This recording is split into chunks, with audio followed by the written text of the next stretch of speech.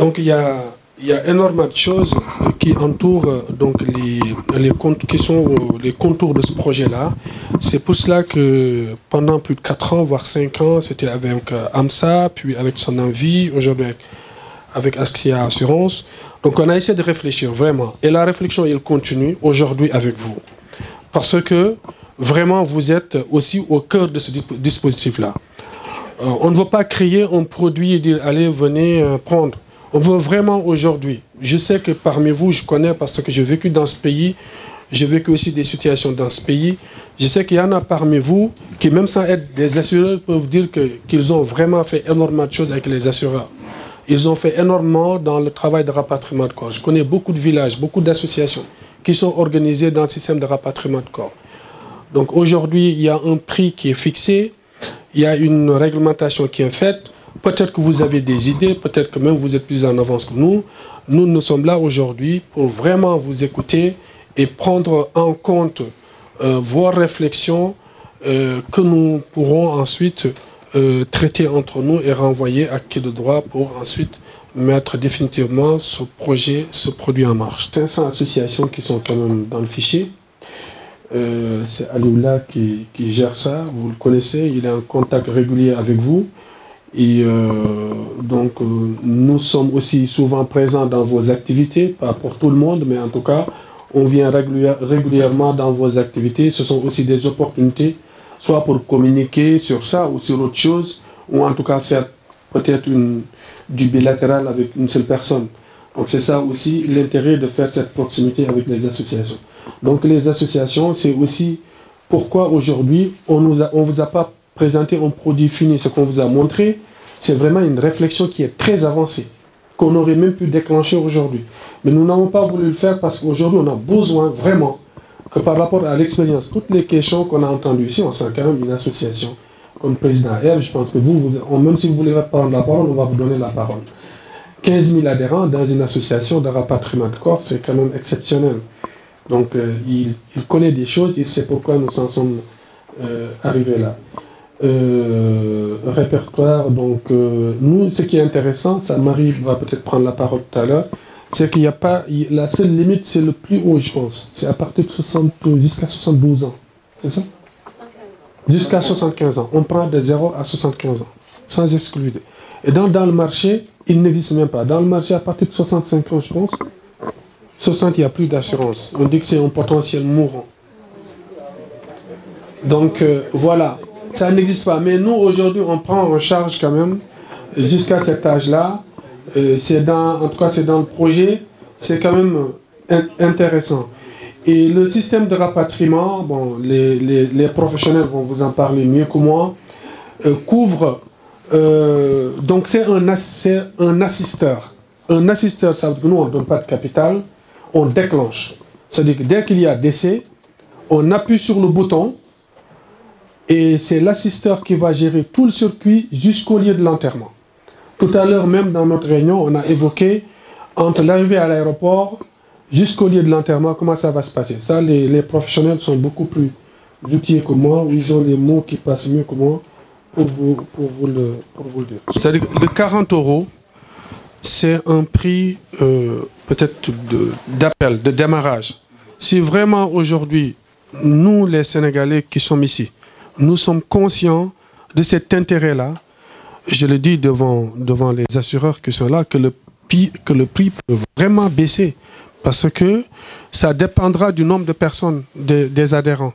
S'il y a plusieurs adhérents, parce que je pense que nous sommes très nombreux ici en France, et on a dit l'association qui a 15 000 adhérents, nous avons des associations qui ont aussi la même dimension que l'association Eve, qui ont aussi beaucoup d'adhérents. Moi, je connais des associations de village qui ont beaucoup d'adhérents.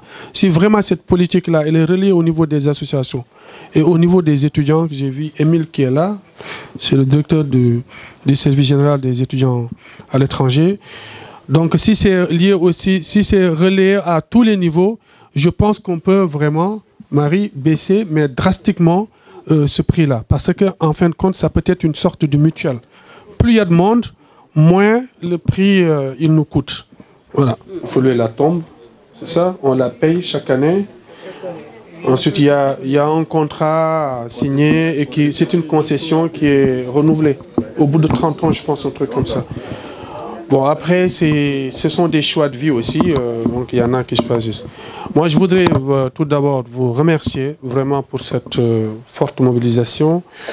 C'est intéressant ce que nous avons fait aujourd'hui. Nous avons bien noté vos inquiétudes, notamment pour les associations. Nous sommes prêts. Hein. Il y a Alioula qui est là pour les responsables d'associations, vraiment notés. Vous pouvez nous inviter à tout moment. On va se déplacer pour venir vous voir déjà. C'est important pour nous parce que c'est dans nos missions. Et en même temps, écouter donc, ce que vous pouvez nous apporter en termes d'efficacité. Et ce qui s'est passé là aujourd'hui, on va le poursuivre. C'est pas définitivement fermé. Vous pouvez nous faire parvenir vos messages via toujours le responsable des associations ou prendre rendez-vous avec nous pour continuer à échanger. Comme l'a dit Robert tout à l'heure, c'est un produit, quand on le met en place, on va aller plus loin. Donc moi, mon inquiétude reste toujours. Parce que quand j'entends les interventions, à part celle de Badessow, personne ne parle de la carte consulaire. Et vous savez, ça a été au fait, moi, ma première préoccupation.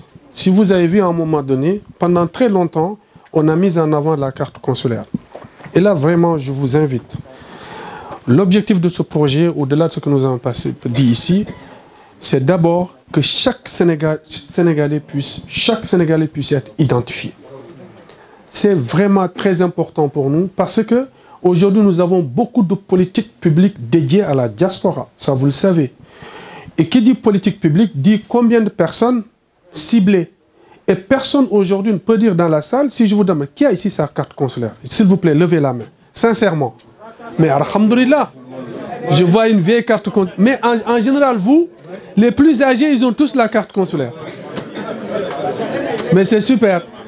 Qui n'a pas sa carte consulaire, levez-la. Ah voilà. Mais au fait, oui, mais voilà, mais c'est important. Au fait, la carte, et c'est important. Je vois que vous avez même votre carte consulaire pliée en deux. Au fait, c'est le carton qui m'a dit peut-être que les gens se gênent un peu d'avoir. La carte consulaire, on doit l'avoir avec soi. Ça vous protège. Parce que nous sommes régis par des conventions. Il m'est arrivé, c'est au Havre, d'avoir un jeune Sénégalais qui a été tué à plusieurs coups de balle ou de couteau, je pense. Papa, maman sénégalais. Donc on m'appelle Lamine Dioufé, là, il est chef d'agence, il est parti.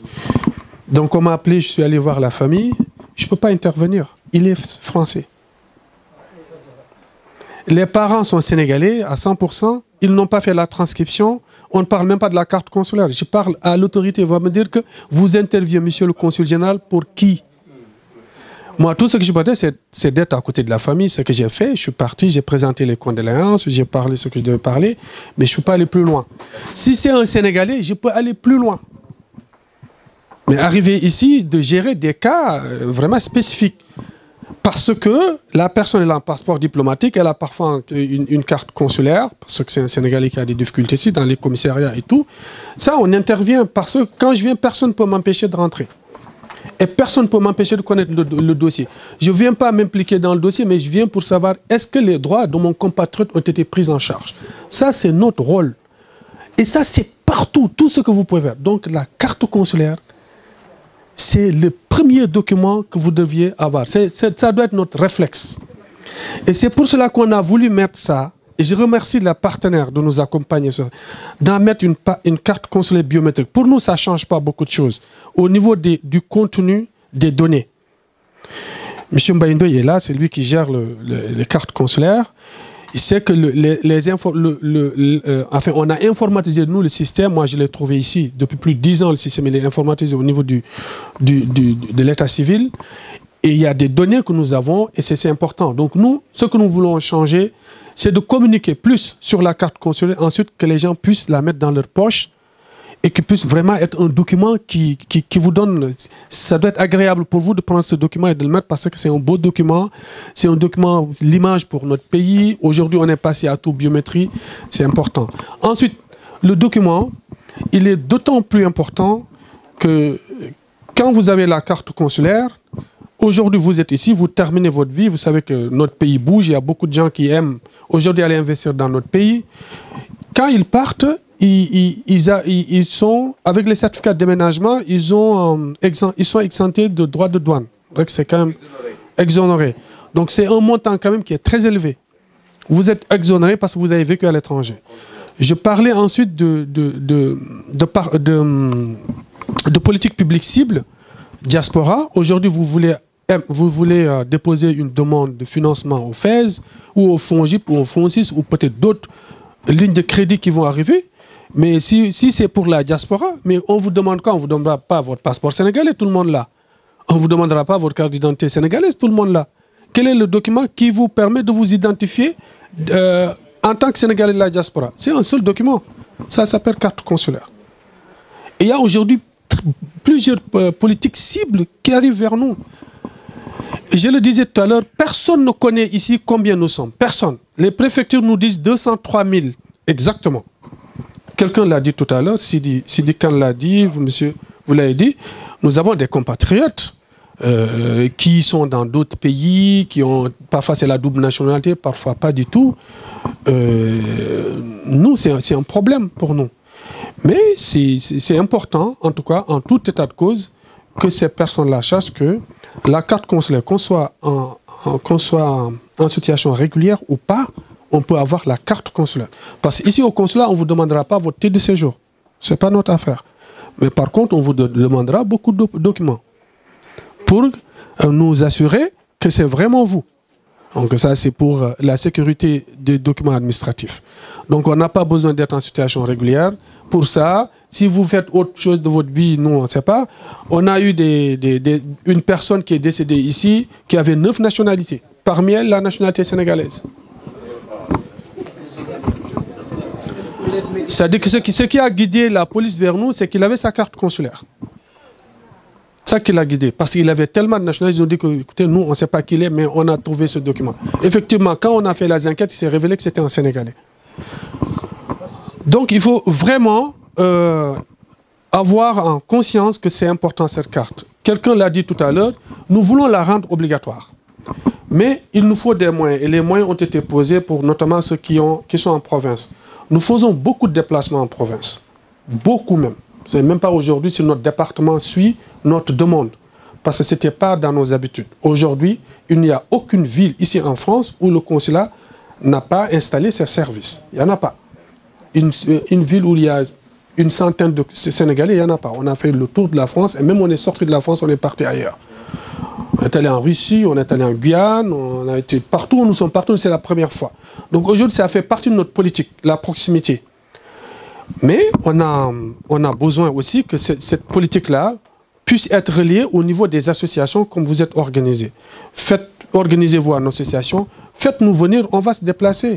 Et nous, on trouvera les moyens, là, ils l'ont dit tout à l'heure, on trouvera aujourd'hui les moyens, la carte consulaire telle qu'on l'a, qu'elle est conçue, c'est un ordinateur portable qu'on peut déplacer lors de nos déplacements, comme le passeport, c'est un ordinateur portable, comme la carte d'identité, un ordinateur. Donc on peut les transporter facilement. Donc ça, le problème ne se pose pas, je pense. L'essentiel est que vraiment tout le monde soit conscient que c'est important d'avoir cette carte consulaire. Elle nous permet déjà de nous compter, de savoir qui nous sommes, surtout qui vous êtes. Aujourd'hui, le secrétaire d'État du Sénégal à l'extérieur est en train de mettre en place un projet très intéressant pour ramener des Sénégalais d'un certain niveau et vraiment qui ont de l'expertise. Mais la carte consulaire, elle permet de connaître, est-ce que ce sont des médecins, est-ce que ce sont dans l'aéronautique, est-ce que ce sont des informaticiens, donc c'est important, cette catégorie socio-professionnelle, que nous puissions la retrouver dans la carte consulaire. Et ça, il faut que les Sénégalais viennent prendre cette carte consulaire. Elle vous couvre. Et c'est intéressant pour vous, parce que vous avez vécu à l'étranger. Et revenant toujours sur la carte consulaire, vous savez que nous avons 4 juridictions ici. Bordeaux, Paris, Marseille et Lyon. Cette carte consulaire, nous avons ce qu'on appelle des exéquatures. Ça veut dire qu'ici, c'est comme une mairie. Vous ne pouvez pas être né à Dakar et aller vous déclarer à la mairie de Thiès.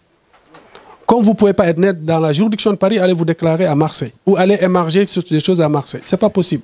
Normalement, nous avons tous une liste très précise de nos compétences. Il l'a dit tout à l'heure, Babacar, Non, juridictionnel, je ne sais pas. Donc, en tout cas, de nos compétences de juridiction. Donc, c'est très précis. Non, c'est pas ça. Non, c'est pas le mot. Donc, en tout cas, c'est très précis par rapport, nous, à nos compétences. Et la carte consulaire, elle vous rattache. Normalement, quand vous êtes à Paris et que demain, vous déménagez à Marseille, vous êtes radié de la juridiction de Paris. Vous avez un enfant qui est né, je vois Badou au Muro, et demain, vous avez un enfant qui est né à Marseille. L'un est déclaré à Paris, l'autre, il est déclaré à Marseille. Et si vous le déclarez à Paris, demain, ça peut être remis en cause. C'est une fausse déclaration. C'est comme vous êtes né à, je sais pas, comme je dis, à Dakar, vous déclarez votre enfant. Voilà. C'est-à-dire que votre circonscription, votre juridiction, c'est ici, c'est Paris, et c'est très limité.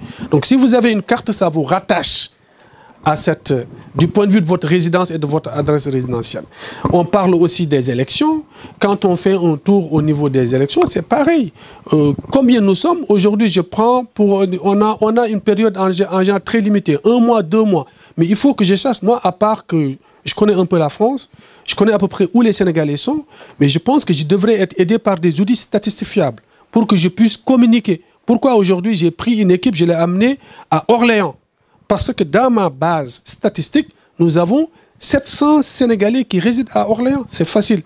Mais c'est au doigt mouillé qu'on dit, voilà, on pense que, on voit que, vraiment. Et ça, c'est important. Il faut que vous nous aidiez aujourd'hui en tant que décideurs politiques, publics, de pouvoir vraiment aider à la mise en place des politiques publiques fiables destinées vers la diaspora, qui est aujourd'hui quand même un bras important dans toutes les politiques publiques de notre pays. Dans tout ce qui est conçu aujourd'hui, on dit quid de la diaspora. La diaspora, elle est en France, elle est partout. On dit que nous sommes plus de 3 millions, mais vraiment, personne ne sait exactement combien nous sommes. Mais cet outil-là, il nous permet vraiment de savoir combien nous sommes. Et je suis heureux vraiment d'avoir partagé beaucoup de questions. Certains vont être, je pense, intégrés dans nos réflexions. D'autres feront l'objet de débats quand nous passerons vers vous, peut-être avec les assureurs ou l'assisteur ou en tout cas les techniciens de l'assurance qui sont là. Mais en tout cas, nous viendrons vers vous en tant que consulaires et préoccupés par des questions que vous posez, que nous aimerions aller à la réflexion avec vous et vraiment disposition, surtout pour les associations, vraiment nous sommes disposés à continuer la réflexion avec vous pour vraiment poser des questions qui sont spécifiques à votre organisation et à votre démarche. Je voudrais vraiment vous remercier et vous dire à très prochainement.